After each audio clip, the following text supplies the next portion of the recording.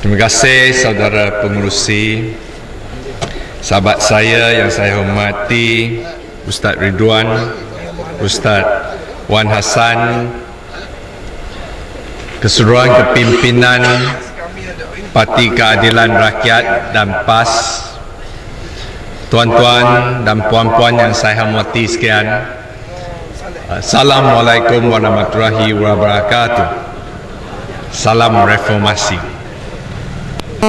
Saya tadi masih digelar oleh saudara pengerusi YB Tian Chua. Maksudnya pengerusi telah mengesahkan saya masih layak dipanggil YB. Dan inilah kedudukan saya sebagai ahli parlimen, sebagai ahli parlimen batu, belum lagi dilucutkan. Dan saya ingin mulakan sedikit tentang kerusi saya ini.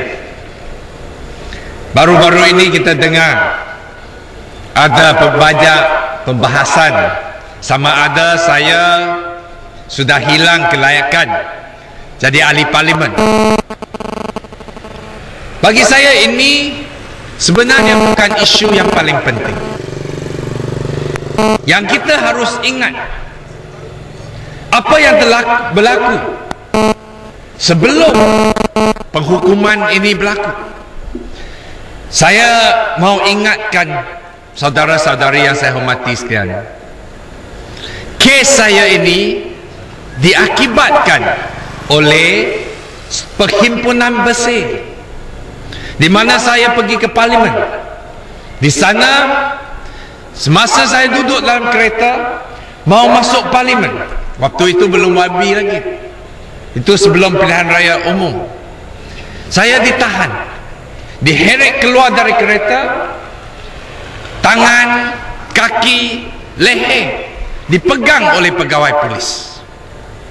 Tapi tiba-tiba semasa saya didakwa di mahkamah, saya dituduh menggigit polis. Saya pun pelik, saya cek balik, ada wartawan yang rakamkan proses penangkapan saya.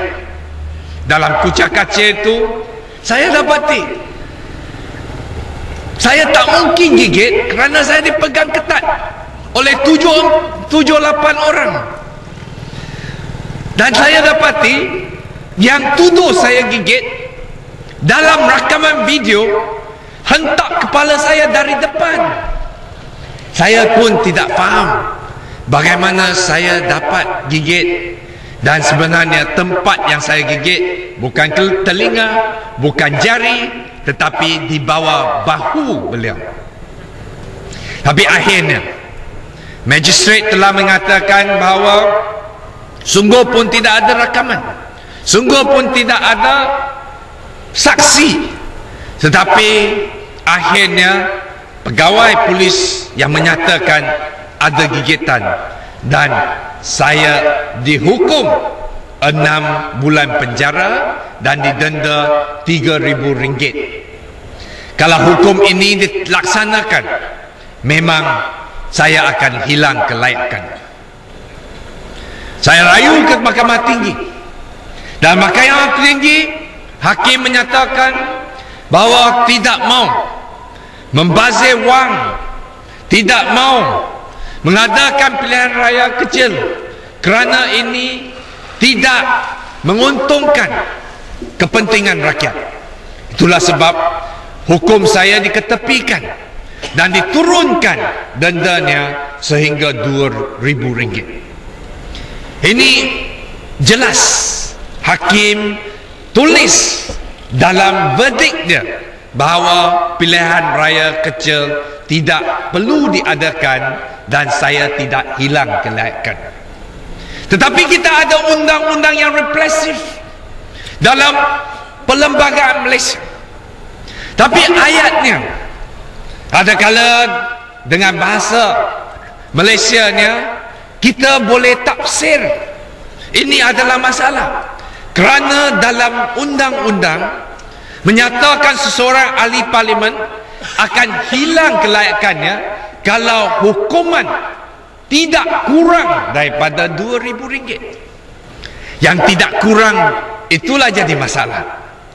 Kalau ikut bahasa Inggeris yang mengikut tafsiran hakim, tidak kurang maksudnya no less than, maksudnya haruslah lebih daripada 2,000. Tapi kalau dalam bahasa Malaysia mungkin ada kekeliruan kerana tidak kurang daripada 2,000. 2,000 ini juga hilang kelayakan.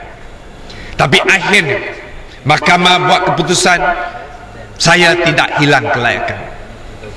Tapi banyak lagi kecoh. Bagi saya tidak penting.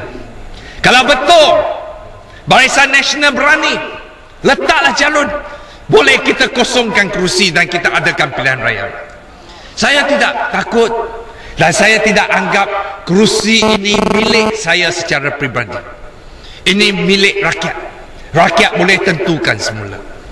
Tapi akhirnya saya yakin saya tidak hilang kerusi ini dan tidak ada keputusan untuk saya kosongkan kerusi ini bukan kerana hakim, bukan kerana SPR, bukan kerana Dewan Rakyat.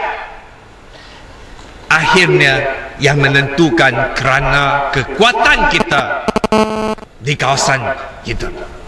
Saya percaya kalau adakan pilihan raya kecil sekali lagi, dulu saya menang 9,000 undi. Kalau adakan pilihan raya, sesiapa yang bertanding ganti saya di kawasan Batu, kita akan menang dengan majoriti 2 kali ganda. Itulah sebab mereka tak berani. Saya nak bawa sedikit. Kes ini sebenarnya bukan dedahkan isu berapa kuatnya Pakatan Rakyat, tapi lebih pentingnya kita lihat apakah status keadaan perundangan kita. Dalam kes ini semua kalang kabut, tidak tahu siapa yang menentukan. Hakim kata tak ada pilihan raya. Ada pakar undang-undang kata ini harus diputuskan oleh Dewan. Hakim tak boleh putuskan. Ada yang kata SPRM mempunyai hak untuk isytiharkan kerusi ini kosong. Dan saya ingin nyatakan peristiwa-peristiwa sebelum ini telah sebenarnya telah hilang layaknya baik pun SPR atau mana-mana pihak untuk kosongkan kerusi. Masih kita ingat semasa Dewan Undangan Negeri Perak menentukan 3 ekor katak ini sudah hilang kelayakan kerana ada surat peletakan jawatan. Dewan arahkan SPR untuk terima peletakan jawatan ini dan adakan pilihan raya. Apa SPR buat? Kita tak boleh. Dewan tak berhak. Dewan harus patuhi mahkamah. Itulah sebab bawa ke mahkamah. Mahkamah kata tak ada pilihan raya. Ketiga-tiga orang ini layak. Jadilah layak. Mahkamah kata MP yang sah bukan Datuk Seri Nizah, adalah Barisan Nasional UMNO, Zamri. Itulah jadi realitinya. Zamri jadi Menteri Besar. Dalam isu ini hak mahkamah pula paling tinggi mutlak. Baik kita kata SPR ada hak memutuskan atau tidak. Bila Dewan Undangan Negeri Kedah arahkan kerusi kota Seputih dikosongkan kerana sudah ponteng 2 kali, dalam perlembagaan tidak layak lagi, bawa ke mahkamah. Mahkamah kata adakan pilihan raya kecil.